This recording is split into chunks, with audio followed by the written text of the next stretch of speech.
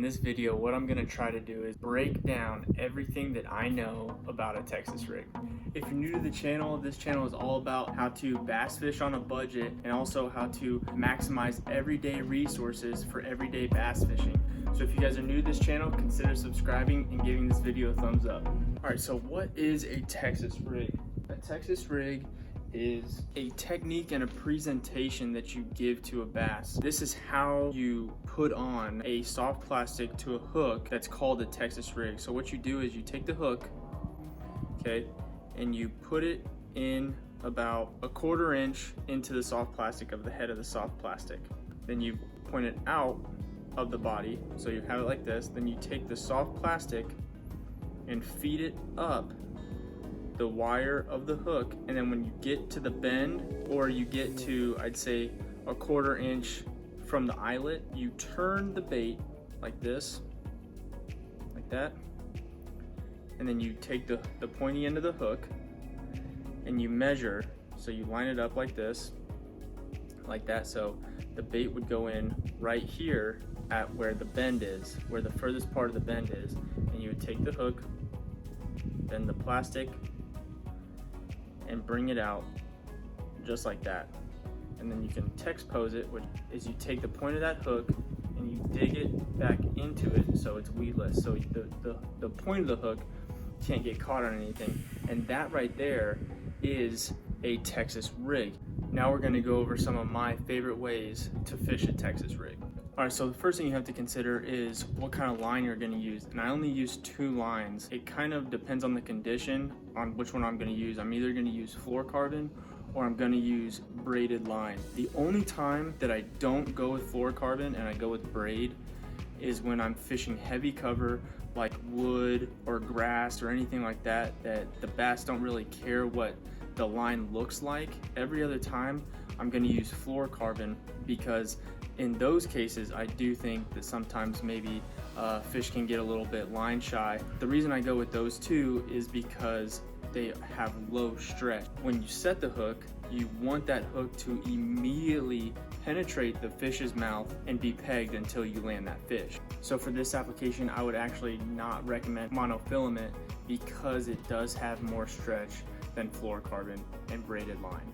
So there's 2 ways that I like to fish a Texas rig. One is weightless and one is with a weight. And if you're fishing with a weight, you can either go with a lead weight or a tungsten weight. And there's some differences. We're not going to go in depth into the differences of lead and tungsten, but we'll go over briefly. Lead is a lot less expensive. So for you guys on a budget, lead is the way to go. What you get in return with tungsten is a denser metal, so the presentation is smaller. So a tungsten lead that is a 1/2 ounce is going to be smaller than a lead weight that is a 1/2 ounce. The weight is the same, except the tungsten is smaller and the lead is bigger. The second thing is, because tungsten is harder when you're fishing on the bottom and stuff like that, it's a little bit more sensitive, so you can feel bites a lot better with tungsten. For your pond guys, a really good weight to start out with to see the rate of fall that you like is 1/4 ounce.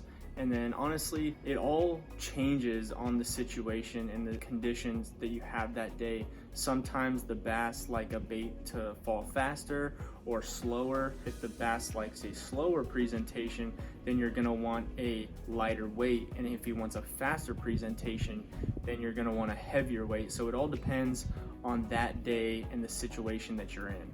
Like I said, we're not going to go into great detail about lead or tungsten, but there is going to be a video coming up of a little bit more in depth, but those are the main differences of lead and tungsten.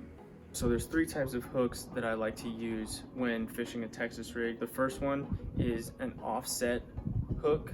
That right there is what makes it an offset hook. An EWG hook. EWG stands for extra wide gap. The extra wide gap is that part right there. And then a straight shank hook or a flipping hook, which is that bad boy right there. So now I'm going to talk about when I like to use each hook. I like to use the offset hook with worms, strictly worms, that's it. The reason why this is because this is thin, right? The presentation is not bulky, and this right here, when you set it up, that hook if you use an EWG, that hook comes way out here and it just doesn't look as natural. So I like to use the offset hook for worms only.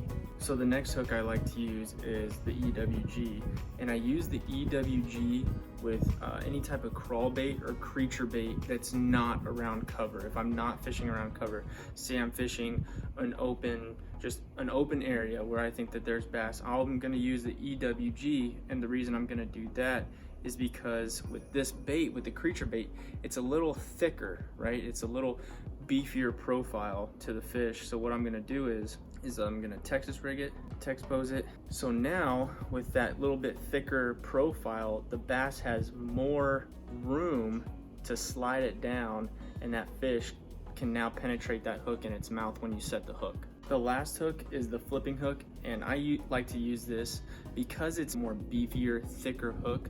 I like to use this around hard cover like wood or grass or anything like that. So if I get stuck and I'm trying to yank that fish out of any type of cover, the bend of the hook will not bend out, and I keep that fish pegged until I get them to the bank or to the boat.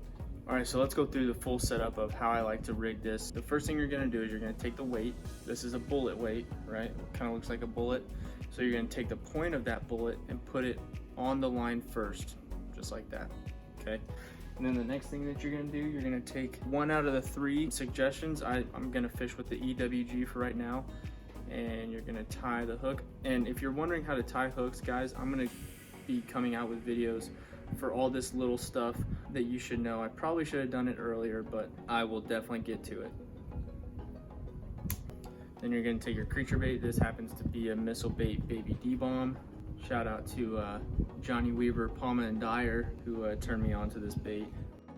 And that's when you Texas rig it. So that's the whole picture, is that right there. That's the Texas rig.